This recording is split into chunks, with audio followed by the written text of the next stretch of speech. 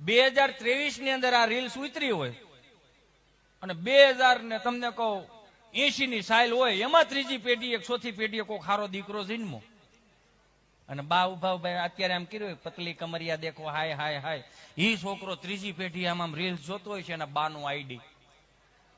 એ છોકરો શું વિચારશે કે મારા બા હાવ આવા છે?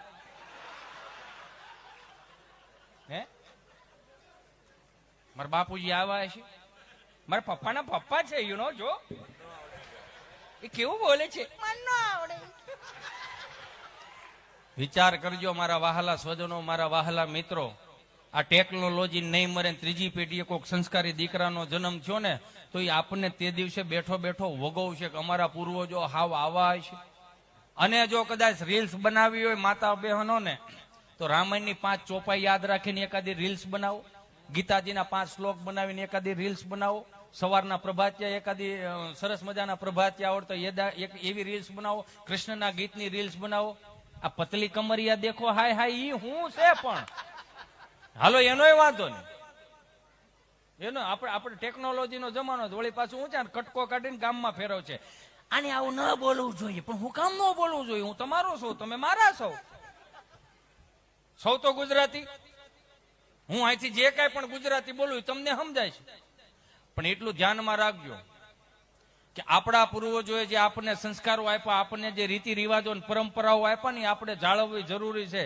આ ફિલ્મ વાળા 400 કરોડ રૂપિયાના નફા કરીને વિયા જાય ને એડવર્ટાઈ આપીને વિયા જાય. એડવર્ટાઈમાં ખાલી આપણે બગડા નથી, આપણને બગાડવામાં આવ્યા. એડવર્ટાઈના 300 કરોડના પડદા ઉપર ખાલી આટલું આવીને કહીને વિયા જાય, કાલે ઘને મુલાયમ બા. એટલે આપણે 950 રૂપિયાનું શેમ્પુ 500 ગ્રામ માલ આવે, 45 જાતના વિટામિન આવે. 45 જાતના વિટામિન જો શેમ્પુમાં આવતા હોય તો ફોહા ન કરાય અને ગટરમાં ન આવવા દેવાય. આનો ડાળનો વઘાર કરો, સમોસા લાવો, સોસ વાપરો, બ્લુમ બ્લુમ કરીને ખાઓ, બોળી બોળીને ખાઓ. છોકરાઓ હવાર રોતા હોય, ઘી ચોપડોમાં 3 ચમચી શેમ્પુ નાખો, ઉપર મોરસ વેરો ભૂંગળું કરીને ખવડાવો. શું કામ? અત્યારના ડોક્ટરો એવું જ કહે છે ને તમારા છોકરાને વિટામિન ઘટે છે, તો 950 રૂપિયા 45 વિટામિન આવે. દાબોની સમસ્યા ચવનપ્રાશ જેવું કાયમ આપશું. ઈ બીજા બીજી આવે, એનું કયું ન કરતા તો થોડુંક મારું હું કન્ડિશનર લાવો, એનાથી શું થાય તો કે વાળ છૂટા છૂટા રહે હોય એને રે. ઈ કેટલાનું આવે? 600 રૂપિયાનું માલ. કેટલો? 300 ગ્રામ. જવા દે. ત્રીજી આવે, એનું કયું ન કરતા તો શિરમ લાવો. ઈ કેટલા આવે? 300 રૂપિયા 150 ગ્રામ આવે. હવે આનું આખું ટોટલ મારો ને, ખાલી માથામાં નાખવાનું 2000-2500 રૂપિયાનું આવતું હોય તો આજ આપણે અહીં પ્રણ લઈ, આપણે નિયમ લઈ, હિન્દુના દીકરા તરીકે, એક સનાતની હોવાને તરીકે, અને ખરેખર જો આપણે ભારત દેશને રાષ્ટ્રને માનતા હો ને તો એક પ્રણ લ્યો કે હું 2000 રૂપિયાનું ખાલી માથામાં નાખવાનું આવતું હોય તો એની કરતા ખારી ગૌશાળાઓમાંથી 2000 રૂપિયાનું કિલો ગાયનું ઘી હું લઈ આવીશ, હું ખાઈશ, મારા છોકરાઓને ખવડાવીશ. ગાયો જીવતી રહી જાય, છોકરાઓ રંડા જેવા થાય, આપણે રંડા જેવા. આપણા પૈસા આપણી પાસે રહે. પછી એક વસ્તુ નીકળી જાય, હું સરકાર પાસેથી આપણે એક વસ્તુ નીકળી જાય, હું અમારી માંગે પૂરી કરો, એ નીકળી જાય. શું કામ? આપણો પૈસો આપણી પાસે છે. બારા નીકળવાની મૂળ જરૂર છે. આ કોવિડ ગયો, 5000 કોવિડ ગયો એ પેલા આપણે 5000 ની કપડાની જોડ પહેરતા હતા, 1000 રૂપિયાના બૂટ પહેરતા હતા, 2500 રૂપિયાનો સ્પ્રે વાપરતા હતા. હો, આવું બધું બ્રાન્ડેડ વાપરતા હતા. આ 2 વર્ષના કોવિડમાં ક્યાંય કાંઈ આવ્યું? કાંઈ 500 રૂપિયાના બરમુડામાં 2 વર્ષ કાઢ નાખ્યા. બ્રાન્ડેડતાની જરૂર નથી, સાત્વિકતાની જરૂર. એમાં અમારે ગભો મારી પાસે આવ્યો. પછી એક જ વાત લેશો, હા પછી હજી અપેક્ષાબેન બાકી છે, પછી ધવલભાઈ છે, સંજીવભાઈ સોજિત્રા છે,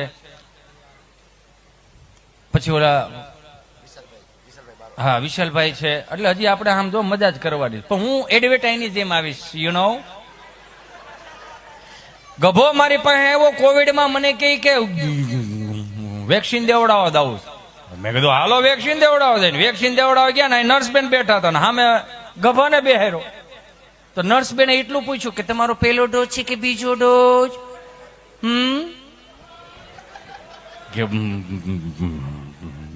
બીજો ડોઝ. અચ્છા બીજો ડોઝ છે, તો પહેલો ડોઝ કયા હાથે આપેલો હતો?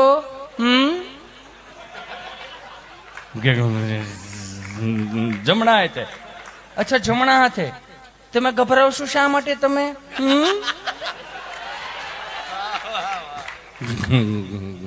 ગભરાતો નથી, વિચારું છું.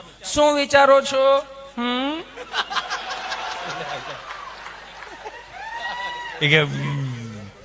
કે તમે કેટલું પ્રેમથી પૂછો છો. એમાં શું થઈ ગયું? એ તો અમારું કામ છે. તમારું કામ છે. લોકડાઉનમાં ઘર બહાર નીકળ્યા, પોલીસ વાળા સાહેબે જે પકડી લીધા ને પછી જે મોર બોલાવ્યા, એને ન પૂછ્યું કે આ છોકરી ઉપર તમારો પહેલો ડોઝ છે કે બીજો ડોઝ? નકર એને પૂછવું જોઈએ. એમાં અત્યારનું છોકરું રૂડું હું કામ લાગે? અને પાછો આવ્યો મારી પાસે, મને કે પાછું આપણે કે સાહેબ પાસે જવું. મેં કેમ? કે આપણે 35 વર્ષના થયા, એમાં 6 વર્ષ ઘેરે રહ્યા, બાકી બહાર મોટા થયા, પણ સાહેબ પાસે ખાલી કેવા જવું. મેં શું કેવા જવું? કે ગમે એવું લોકડાઉન છે, બહાર નીકળશું, દંડા મારવા હોય તો મારો, એનો વાંધો નહીં, પણ દંડા બદલાવો. મેં કાં? કે ઓલા જૂના દંડામાં શીપટીઓ આવે,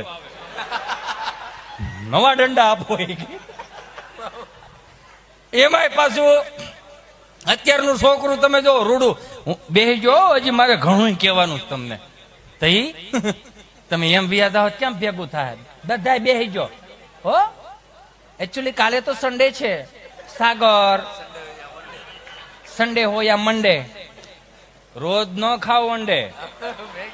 ના ના, એનો આ ગીત આવું ગીતે શીખવાડ્યું ને આવું. સન્ડે હોય યા મંડે, રોજ ખાવ અંડે. તો ક્યાંક પૂર્વજોએ નહીં, ક્યાંક ચાર વેદમાં ક્યાંક લખ્યું હોય, હે ક્યાંક નીતિ શાસ્ત્રોમાં નહીં લખવામાં આવ્યું હોય. હવે તો એવું શીખાશે એ કે એ બધું શું કહેવાય એને, વેજીટેરિયન માં આવે. તો 5 વીઘાના ઈંડા વાવો. ખોટું છે બાપુ. સાત્વિકતામાં જીવવાનું. ઈશ્વરે ચોખ્ખું આપણને કહી ગયા, સંદેશો આપ્યો કે કોવિડ નામનો જે વસ્તુ હતી ને એ ખાલી બમ્પ હતો. મારી પાસે હાઈવે પડ્યો, જો સાત્વિકતામાં જીવવું હોય તો એક બમ્પ આપે, નો જીવવું હોય તો ઘડીએ ને ઘડીએ બમ્પ આવે. નથી અમુક 3-4 બમ્ફડીઓ હતી, ડીક ડીક ડીક ડીક ડીક ડીક, એવી કેટલી બમ્ફડીઓ આવશે. આવો મજામાં? અમારો પધારો પધારો ભાઈ. ગાંડી બેહી જા ગાંડી.